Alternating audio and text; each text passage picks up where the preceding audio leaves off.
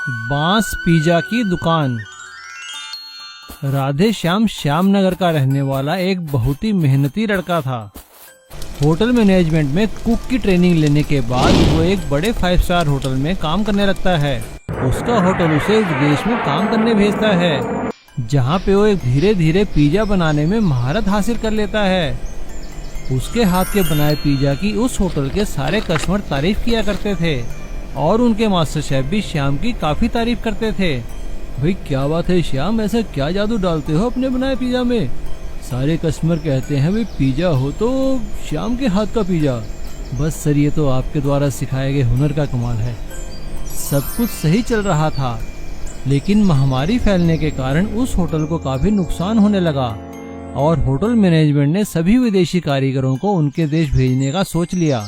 श्याम को भी नौकरी से निकाल दिया गया और वो अपने घर वापस आ गया। श्यामनगर आने के बाद कुछ दिन तो वो खाली बैठा रहा, लेकिन जैसे ही लॉकडाउन खुला उसने कुछ काम करने की सोची। लेकिन वो पिज्जा बनाने के अलावा और कोई काम नहीं जानता था। अब मैं क्या कर सकता हूँ? मुझे तो सिर्फ पिज्जा बनाना आता है, लेकिन पिज्जा बनाने की मशीनें तो बहुत ही महंगी है। मुझे कुछ उपाय सोचना पड़ेगा। एक दिन श्याम जब अपने घर के आंगन में बैठा था, तभी वहाँ जलते हुए बांस के टुकड़ों को देखकर उसे एक आइडिया आया। अरे ये बांस तो बहुत ही धीरे धीरे जल रहा है, ये तो पिज्जा पकाने के लिए बहुत ही अच्छा है। क्यों ना मैं कोशिश करूं। और वो अपने खेतों से जाकर काफी सारे बांस काट लाया और उसने उसकी पिज्जा बेकिंग करने की एक मशीन बना ली, जिसमें कि वो नीचे उपले जला लेता, जिससे बांस धीरे धीरे गर्म होते और पिज्जा पकने लगता। उसने अपने बांस की मशीन में बनाए पिज्जा खाकर देखे, जो कि बहुत ही स्वादिष्ट लगे। उसने फिर वो पिज्जा अपने घर वालों को और पड़ोसियों को खिलाए। सभी ने उसके पिज्जा की बहुत तारीफ की। उसके बाद श्याम ने गांव के बाजार में छोटी सी दुकान किराए पे लेकर बांस की मशीन में पिज्जा बनाना शुरू किया। धीरे धीरे लोगों को उसके हाथ का बनाया पिज्जा अच्छा लगने लगा। अरे भाई श्याम, तुम तो बहुत ही अच्छा पिज्जा बनाते हो। इसमें जो धुएं का स्वाद आता है ना, वो तो बहुत ही बढ़िया है। ऐसा तो हमने कहीं नहीं खाया भैया। बस काका, ये तो इस बांस का कमाल है। अरे भैया वो तो सही है, लेकिन बनाया तो तुम्ही ने है। बांस तो हम भी देख रहे हैं कई सालों से। इस तरह सभी गांव वाले उसकी तारीफ करने लगे और श्याम का बांस का पिज्जा बनाने का काम काफी चल निकला। अब तो उसका पिज्जा खाने शहर से भी लोग आने लगे और धीरे धीरे कई फूड डिलीवरी कंपनियों ने उसके साथ कॉन्ट्रैक्ट कर लिया और उसका बनाया पिज्जा ऑनलाइन बिकने लगा। अब श्याम को काफी सारी मशीनें बनानी पड़ी और उसने नौकरी पर कुछ गांव के लड़कों को भी रख लिया और अब श्याम बांस की मशीन में पिज्जा बनाने वाले के नाम से मशहूर हो गया था। इस तरह एक सोच ने श्याम की जिंदगी ही बदल दी। अब उसे विदेश जाने की आवश्यकता नहीं थी, क्योंकि वो तो घर में ही बांस की मशीन में पिज्जा बनाने लगा था और लोगों को भी खिलाता और खूब कमाता। विशाल गाय का घर। राघव और रमोना अपने खेतों में दिन रात खूब मेहनत किया करते थे। उन दोनों का खेत पूरे गांव में सबसे सुंदर और सबसे अच्छी फसल दिया करता था। राघव और रमोना हमेशा दूसरों की मदद करने में हमेशा आगे रहते थे, इसीलिए लोग उन्हें पसंद भी बहुत करते थे। एक दिन खुदाई के दौरान रमोना को एक जोर की आवाज सुनाई देती है। वो राघव से कहती है, अरे ये आवाज कैसी? जरा इधर आओ। दोनों मिलकर देखते हैं कि उनके खेत के नीचे एक बहुत बड़ा गाय के रूप का घर है। उस घर को देखकर दोनों हैरान रह जाते हैं। राघव रमोना से कहता है, अरे आज से पहले इस घर को यहाँ कभी नहीं देखा। जरूर ये किसी ने यहाँ दफनाया है रमोना। हमें तो कुछ करना होगा। मुझे तो लगता है लोग हमारी फसल से जलने लगे हैं। कोई जरूर ये जादू टोना किया है हमारे खेत पर। मुझे भी कुछ ऐसा ही लगता है। चलो, मुझे शक है कि ये सीताराम ने किया होगा। चलकर उसके खेतों में आज रात ये दबा देते हैं। सारा का सारा दूध का दूध और पानी का पानी हो जाएगा। हाँ, ये तुमने ठीक कहा। दोनों मिलकर रात के अंधेरे में जाते हैं और वही बड़ा सा घर सीताराम के खेतों में दबा देते हैं। ऐसा करने के बाद अगले दिन जब वो अपने खेत पर लौट कर आते हैं तो देखते हैं कि सीताराम का खेत एकदम उजड़ चुका है। हाय राम, ये क्या? सीताराम भाई का खेत तो देखो पूरा उजड़ चुका है। कहीं ये हमारी कल की गलती की वजह से तो नहीं? राघव रमोना से कहता है। इसी ने ये घर हमारे खेतों में किया था, ये मत भूलो। अगर हमने ऐसा ना किया होता तो ये हमारे साथ हो रहा होता। चलो काम पर चलते हैं। दोनों पति पत्नी फिर से काम पर लग जाते हैं। उधर सीताराम रो रो कर बुरा हाल कर लेता है। हाय राम, ये मेरे साथ क्या हो गया? किसने किया ये मेरे साथ?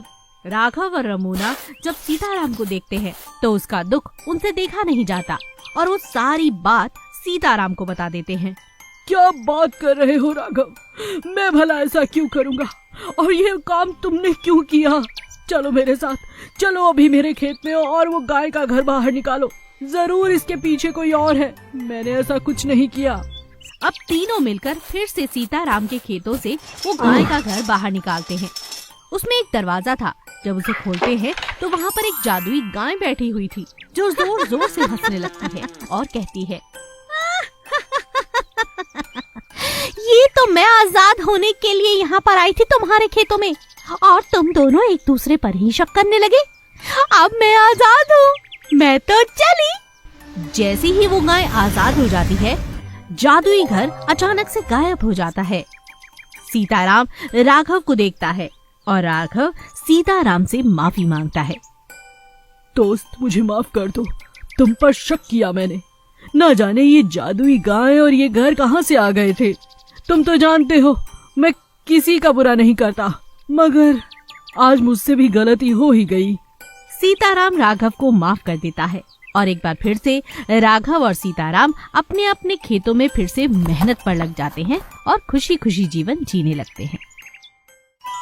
फ्रेंच फ्राइज वाले की सफलता।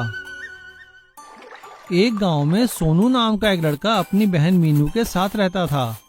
उन दोनों के माता पिता का देहांत हो चुका था। सोनू अपनी बहन मीनू का बहुत ख्याल रखता था। सोनू गांव में मेहनत करके अपना और अपनी बहन मीनू का पालन पोषण करता था। सोनू खुद नहीं पढ़ सका, लेकिन उसकी इच्छा थी कि उसकी बहन मीनू काफी अच्छी पढ़ाई करे और पढ़ लिख कर एक अच्छी डॉक्टर बने। मीनू भी पढ़ाई में काफी होशियार थी और वो स्कूल में हमेशा अव्वल आती थी। मीनू दिन रात बड़ी मेहनत से पढ़ाई करती रहती थी, क्योंकि उसे डॉक्टर बनकर अपने भाई का ख्वाब जो पूरा करना था।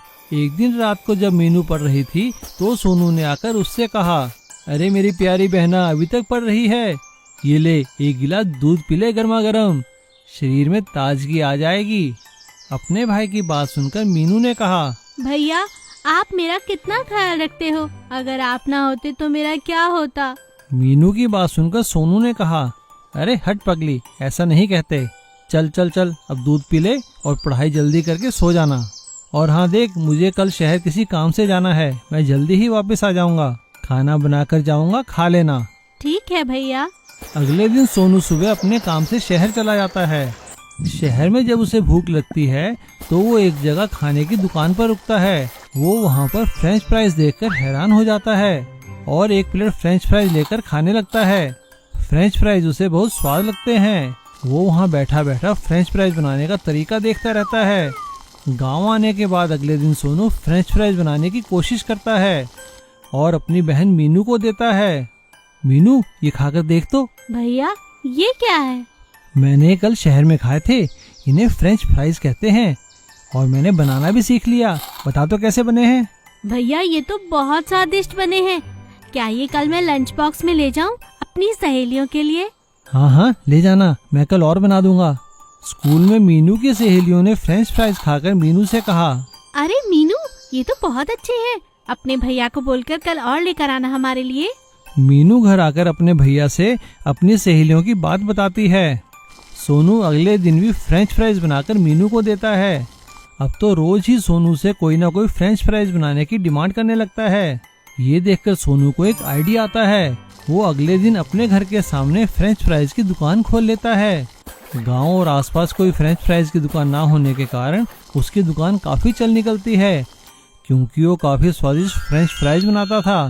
धीरे धीरे सोनू के फ्रेंच फ्राइज आसपास के गांवों में भी मशहूर हो जाते हैं।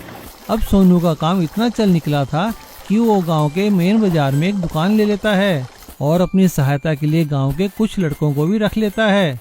और अब सोनू को सभी फ्रेंच फ्राइज वाले सोनू के नाम से जानने लगते हैं और सोनू मीनू की एक बहुत अच्छे मेडिकल कॉलेज में एडमिशन करवा देता है। इस तरह कड़ी मेहनत और लगन से सोनू अपना सपना पूरा करता है।